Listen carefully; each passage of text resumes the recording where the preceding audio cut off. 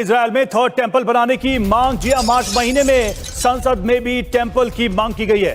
अल अक्सा मस्जिद की जगह थर्ड टेंपल बनाने की मांग, डोम ऑफ द रॉक को भी हटाने का प्लान है। तो अपने आप में देखिए, ये जो खबर है ये अपने आप में बहुत अलग खबर है। देखिए, युद्ध के बीच अगर ऐसी स्थितियां आती हैं तो इसके रिएक्शंस क्या होंगे, क्योंकि इसमें जो जुड़ी खबर है वो हम आपको ये बता रहे हैं कि अल अक्सा मस्जिद की जगह थर्ड टेंपल बनाने की बात कही जा रही है और अल अक्सा मस्जिद को लेकर आए दिन विवाद होते रहे हैं, ये किसी से छिपा नहीं। और यही वजह है कि धर्म युद्ध का इसको नाम भी दिया जा रहा है। यह है यरूशलेम में अल अक्सा मस्जिद। आप जरा देखिए, आपको हम दिखा रहे हैं मस्जिद जिसे इस्लाम में मक्का और मदीना के बाद तीसरा सबसे पवित्र स्थल बताया गया है। अल अक्सा मस्जिद और डोम ऑफ द रॉक एक ही परिसर में बने हुए हैं। डोम ऑफ द रॉक के बारे में मान्यता है कि सन 621 में इसी जगह से इस्लाम के आखिरी पैगंबर मोहम्मद ने जन्नत का सफर तय किया था। इसी 2 एकड़ के परिसर में यहूदियों का टेंपल माउंट भी है, लेकिन अब सिर्फ इसकी एक दीवार बची है जिसे वेस्ट वॉल या फिर वेलिंग वॉल कहा जाता है, और यही यहूदियों के लिए सबसे पवित्र जगह है। यहीं पर अल अक्सा मस्जिद परिसर के अलावा ईसाइयों के इलाके में the Church of the Holy Sepulchre है। ईसाई धर्म ग्रंथ न्यू टेस्टामेंट के मुताबिक इसी शहर में ईसा मसीह ने अपना उपदेश दिया था। यहीं पर उन्हें सूली पर चढ़ाया गया था और फिर यहीं पर वो अवतरित भी हुए थे। इसी परिसर को लेकर यहूदियों और अरब के इस्लामिक देशों के बीच विवाद चला आ रहा है। जो जानकारी सामने आ रही है, अब आपको दिखा देते हैं कि यहूदियों के तीसरे टेंपल का मॉडल क्या है। आपके सामने मॉडल है, यह आप जो देख पा रहे हैं, यह है मुख्य द्वार। मुख्य द्वार से लेकर सभी दरवाजों पर सोना मढ़ा होगा। इसके बाएं और आज का सेकेंड टेंपल यानी कि टेंपल माउंट और उसकी वेस्ट वॉल होगी। मुख्य मंदिर के सामने ही एक बड़ा मंदिर परिसर होगा जिसमें 30 लाख लोग एक साथ जमा हो सकेंगे। यहूदियों ने इसे अल अक्सा की जगह बनाने की परिकल्पना की है। इस मंदिर को बनाने के लिए डोम ऑफ द रॉक को भी हटाने का प्लान तैयार किया गया है। तीसरे टेंपल के स्ट्रक्चर का डिजाइन तैयार हो चुका है। मार्च के महीने में ही इजरायली संसद में तीसरे टेंपल यानी थर्ड टेंपल का जो मुद्दा था उसे उठाया गया था। इजरायली सांसद जल्द थर्ड टेंपल बनाने की मांग कर रहे हैं और ये अपने आप में इजराइल के खिलाफ। हाफिज साहब हमारे साथ हैं। हाफिज सर, मैं आपसे समझना चाहूंगा, थर्ड टेंपल की बात और अल अक्सा मस्जिद की जगह तीसरा मंदिर बनाना, थर्ड टेंपल बनाना, क्या इसके बाद जो मुस्लिम वर्ल्ड है वो और ज्यादा यहूदियों के खिलाफ, इजराइल के खिलाफ भड़क जाएगा? तो गाइस, आप जो देख रहे हैं ये कुछ दिन पहले TV9 करके कोई एक चैनल है, इंडियन न्यूज़ चैनल है, और उसके ऊपर थर्ड टेंपल को लेकर ये न्यूज़ दी जा रही थी। अब आप नोट करें कि जिस वक्त बला आ जाती है उस वक्त तो सब उसका चर्चा करते हैं, सब उसका जिक्र करते हैं कि वो फलां बला आ गई है, वो वहाँ पर है और वो यहाँ पर आ रही है, उसका ये रास्ता है और वो जहाँ जहाँ से गुजर रही है वो सबको तबाह करती जा रही है। तो जब बला आ जाती है उस वक्त ही लोगों को होश आती है, उससे पहले किसी को होश नहीं आती। लेकिन आप नोट करें कि मैं पिछले कई सालों से आपको बताता आ रहा हूँ कि कैसे तीसरी हैकल बनेगी, तीसरी हैकल बनेगी, लेकिन उस वक्त कोई भी यकीन नहीं करता था। और आज आप देखें कि न्यूज़ चैनल्स के ऊपर, टीवी के ऊपर बताया जा रहा है कि कैसे तीसरी हैकल बनने की बात जो है वो मार्च के महीने में की गई। और आप नोट करें कि ये जो न्यूज़ दी जा रही है ना, Israel Knesset member calls for building third temple at al Aqsa mosque. अब यहाँ पर बार बार नाम लिया जा रहा है मस्जिद का कि अल अक्सा मस्जिद जो है उसको गिराने की बात की जा रही है, जबकि हकीकत क्या है मैं आज की वीडियो में आपको क्लियर कर दूंगा। लेकिन उससे पहले मैं आपको बताना चाहता हूँ कि टीवी के ऊपर ये न्यूज़ आना, इसका क्या मतलब है। इसका मतलब ये है कि खुदा आपसे मोहब्बत रखता है। जी हाँ, जो आप जो सुन रहे हैं ना, खुदा आपसे मोहब्बत रखता है। खुदा के कलाम में लिखा है, now this is what the Lord says, he created you o Jacob. यहाँ पर याकूब नबी के बारे में कहा जा रहा है, यानी कि इसराइल, जिनका नाम इसराइल में चेंज किया गया था। लेकिन आप नोट करें, and he who formed you o Israel, do not fear. अब यहाँ पर दोनों का नाम अलग-अलग क्यों लिखा गया? उसकी रीजन ये है कि याकूब नबी की जो औलाद थी, जो 12 उनके बच्चे थे, उनके 12 कबीले बने जिनको बनी इसराइल कहा जाता है। लेकिन यहाँ पर इसराइल का वर्ड जो है वो, लेकिन यहाँ पर इसराइल का नाम अलग से इसलिए लिखा गया है क्योंकि अब असली इसराइल वो हैं जो यीशु मसीह पर ईमान लेके आते हैं, वो नए सिरे से पैदा होते हैं और अब वो कहलाते हैं जी इसराइल, जो असली इसराइल है, झूठे नहीं, ठीक है। जो भी आपको नजर आ रहा है ना इसराइल, वो असली इसराइल नहीं है। Do not fear for I have redeemed you, I have called you by your name and you are mine. यही सेम बात खुदा आपसे कह रहा है आज टीवी के जरिए, ताकि आपको थोड़ी सी होश आए, ताकि खुदा आपको झंझोड़ कर उठाए कि कौन सी बला जो है वो दुनिया के ऊपर आने वाली है और उससे कितनी तबाही जो है वो आने वाली है। तो आप नोट करें कि खुदा ने आपको आपका नाम लेकर आज पुकारा है। जो कोई सुन लेंगे, जिनके कान होंगे वो तो सुन लेंगे, वो समझ जाएंगे, लेकिन जिनके कान ही नहीं है उनको कोई क्या बता सकता है।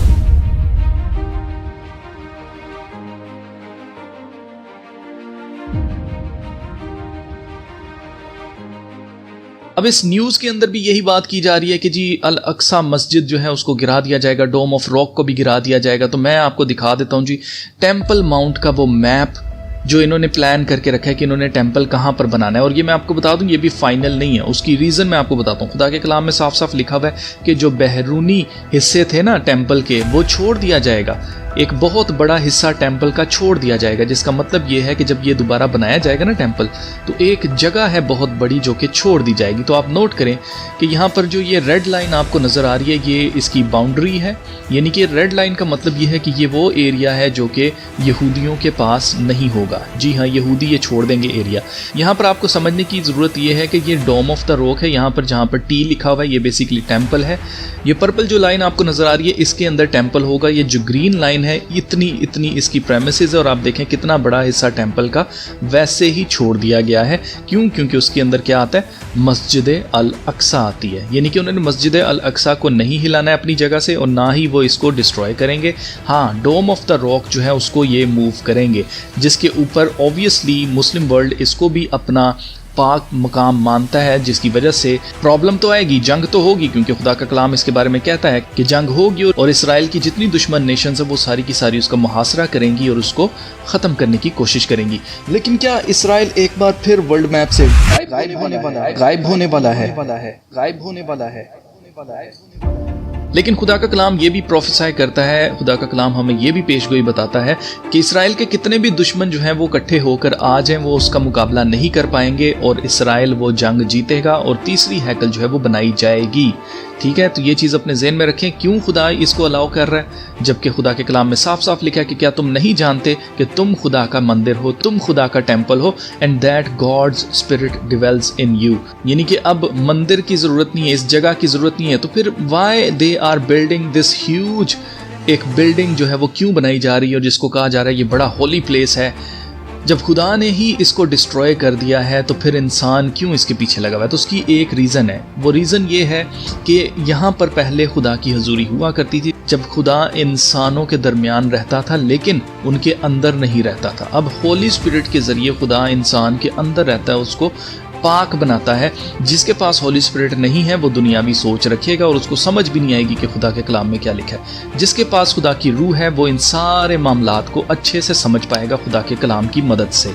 अब ये टेम्पल इसलिए बनाने दे रहा है खुदा, उसकी रीज़न ये है कि मुखालफ मसीह ने आना है। प्रोफेसी जो की गई है खुदा के कलाम में कि मुखालफ मसीह एक शख्स है जो कि आएगा, जो कि वर्ल्ड लीडर होगा और वो अपने आप को खुदा डिक्लेयर करेगा और हैकल के अंदर खड़ा होकर अपने आप को खुदा डिक्लेयर करेगा।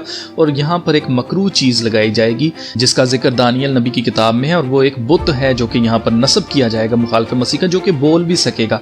आई डोंट नो वो एक रोबोट होगा या वाकई वो स्पिरिचुअली तौर पर बोल सकेगा। उसके अंदर कोई बदरू डाली जाएगी जिससे एक बुत जो है वो बोलेगा, यानी कि जो कोई भी उससे बात करना चाहेगा वो उससे बात कर पाएगा। तो मुखालफे मसीह के बारे में कहा गया है कि वो क्या करेगा, पूरी की पूरी जितनी भी दुनिया के अंदर कौमें हैं उन सब के माथों के ऊपर या उनके राइट हैंड के ऊपर एक एक छाप करवाएगा। और वो छाप क्या होगी जी? 666 मुखालफे मसीह की छाप होगी।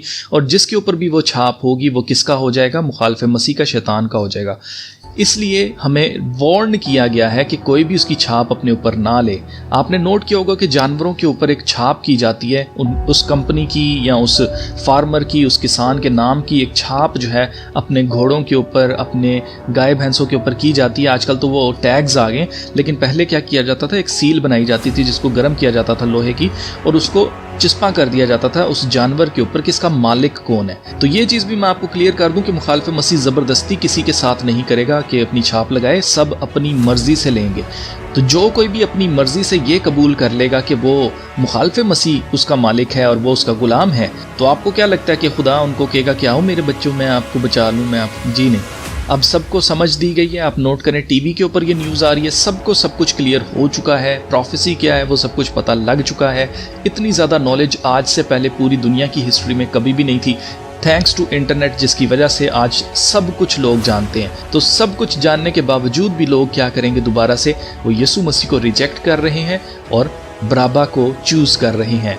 एक ऐसा फ्रीडम फाइटर जिसको कहा जाता है, जो कातिल है, जो कत्ल करता रहा है, डाके मारता रहा है फ्रीडम फाइटर होने के नाम पर, कि जी हमें पैसे की ज़रूरत है, हमें लड़ने की ज़रूरत है, हमें रोमियो को मार कर निकाल देना चाहिए। इस तरह का जो शख्स है ना, वो लोगों को बहुत ज़्यादा पसंद आता है। तो आखिरत के अंदर भी ऐसा ही हो रहा है कि खुदा आपको आपके नाम से पुकार रहा है, वो आपके दिल के ऊपर दस्तक दे रहा है, वो आपको पुकार रहा है कि आप उसके हैं, आप बच जाएं, वो आपका मालिक है। इस ज़मीन के ऊपर जो मुखालिफ मसीह आने वाला, जो वर्ल्ड लीडर होगा, वो आपका मालिक नहीं है। आप नोट करें कितनी खूबसूरत बात है कि हेवन और हेल आपके सोल के लिए लड़ रहे हैं। जी हाँ, शैतान इतनी मेहनत क्यों कर रहा है, ये इतना बड़ा इंफ्रास्ट्रक्चर और ये आप नोट करें टेम्पल बनाना और ये सब कुछ शैतान कर रहा है। ये क्यों कर रहा है? उसकी रीज़न ये है कि आप खुदा की सूरत पर बने हैं और आपको जो रूह दी गई है ना, जो आपकी रूह है, उसकी एक कीमत है और वो बेशकीमत है।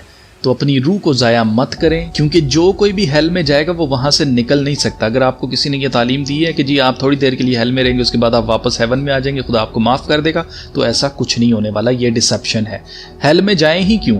आपको खुदा ने रूह इसलिए नहीं दी थी कि आप हेल में डाले जाएं, वो शैतान और उसके फरिश्तों के लिए बनाई गई थी। लेकिन जो कोई भी अभी जो खुदा आपको आपका नाम लेकर पुकार रहा है, जगह जगह आपको हिंट दे रहा है, जगह जगह से आपको नॉलेज दे रहा है और आप लेने से इनकार कर रहे हैं, आप बार बार उसका इनकार कर रहे हैं, तो एक वक्त आएगा कि खुदा भी आपका इनकार कर देगा। वो कहेगा ठीक है, ये नहीं मानता कि मैं इसका मालिक हूँ, ये नहीं मानता कि मैं इसका क्रिएटर हूँ, मैंने इसको तख्लीक किया है, तो जब ये मेरे साथ रहना ही नहीं चाहता तो फिर ये मेरे से एक्सपेक्ट क्यों करता है कि मैं इसको अपने साथ रखूँ, हेल के अंदर ना भेजूँ इसको, मैं हेवन के अंदर रखूँ। वाई? तो खुदा आपको आपकी ख्वाहिश के मुताबिक जहाँ पर आप रहना चाहते हैं, खुदा से जुदा रहना चाहते हैं ना, उसका इनकार करना चाहते हैं, उसके साथ तो आप रहना नहीं चाहते, तो वो आपकी मर्ज़ी के मुताबिक वो फिर भी आपके ऊपर फोर्स नहीं कुछ करेगा कि आपको ज़बरदस्ती बचा ले। जब आप बचना ही नहीं चाहते तो वो आपको क्यों बचाए? खुदा के कलाम में लिखा है कि गुनाह की मजदूरी मौत है। मजदूरी का मतलब यह है कि जो कुछ भी आपने कमाया है वो आपको एंड पर मिलेगा।